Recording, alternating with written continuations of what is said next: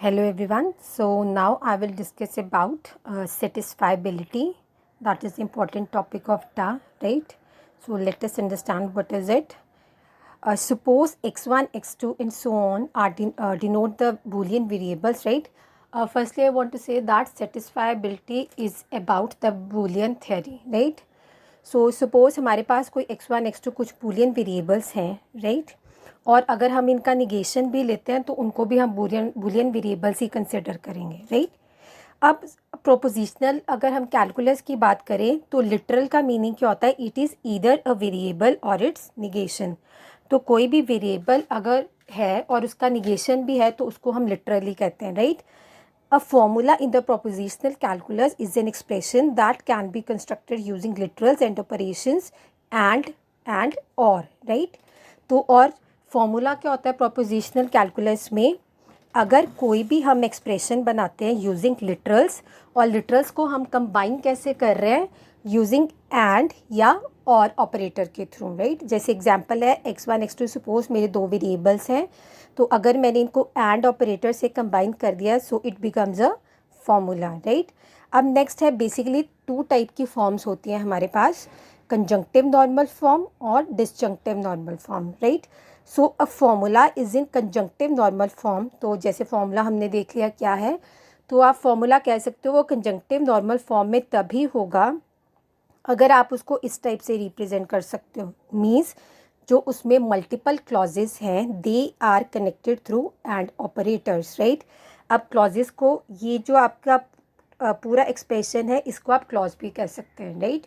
तो अगर आपके पास ऐसे मल्टीपल क्लॉजेस हैं, जैसे सपोज अगर हम एग्जांपल लें x1 एंड x2, ये एक क्लॉज हो गया। अब इनको मैं कंबाइन करूं, राइट। सपोज अगर हमारे पास ऐसे है x1 और x2 और एक है हमारे पास क्लॉज x1 और x2 बार हम लगा देते हैं, राइट। तो दो क्लॉजेस हमारे पास आ गए, ये है क्लॉज C1 और ये है क्लॉज C2। अगर हम दो क्लॉजेस को एंड ऑपरेटर के थ्रू कनेक्ट करते हैं, राइट, और उनमें जो क्लॉज में जो लिटरल्स हैं वो और ऑपरेटर के थ्रू कनेक्टेड है, जैसे यहाँ पे लिखा है ना, क्लॉज मीन्स जहाँ पे लिटरल्स जो हैं वो और ऑपरेटर के थ्रू कनेक्टेड हैं, तो हम कह सकते हैं this is CNF, that is conjunctive normal form. और सिमिलरली अगर आप डिसजंक्टिव नॉर्मल फॉर्म की बात करते हो तो इसका वो इन्वर्स हो जाएगा। डिसजंक्टिव नॉर्मल फॉर्म में जो क्लॉजेस होंगे, राइट, डिस्ट्रक्टिव नॉर्मल फॉर्म में जो भी आपके क्लॉजेस होंगे वो और ऑपरेटर के थ्रू कनेक्टेड होंगे और उनमें जो लिटरल्स होंगे क्लॉजेस में they will be connected through and operator, right. So that is destructive normal form. तो एक दूसरे का रिवर्स ही है।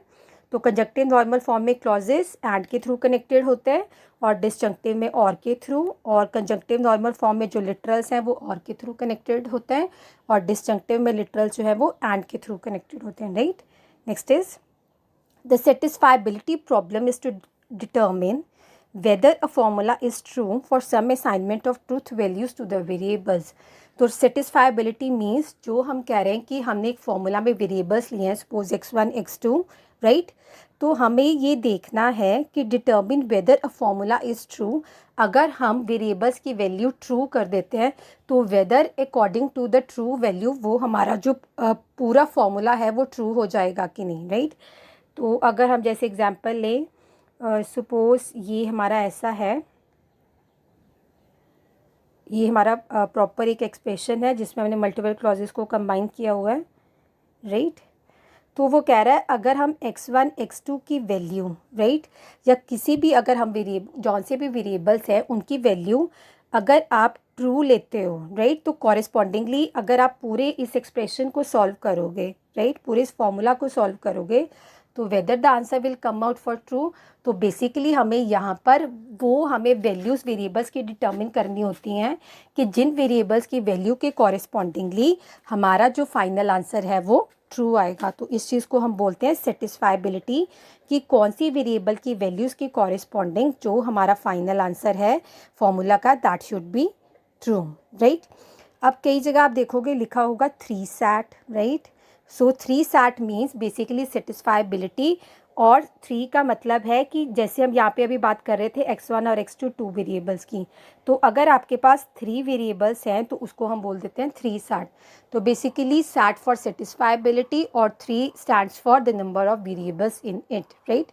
तो बेसिकली सेटिस्फाइबिलिटी का मतलब है आप कौन सी ऐसी वैल्यूज़ पिकअप करोगे वेरिएबल्स के लिए सो दैट जो आपका फाइनल फॉर्मूला जो है वो ट्रू निकल के आए, राइट। अब नेक्स्ट है the polynomial time non deterministic algorithm that terminates successfully if and only if given propositional formula is सेटिस्फाइबल।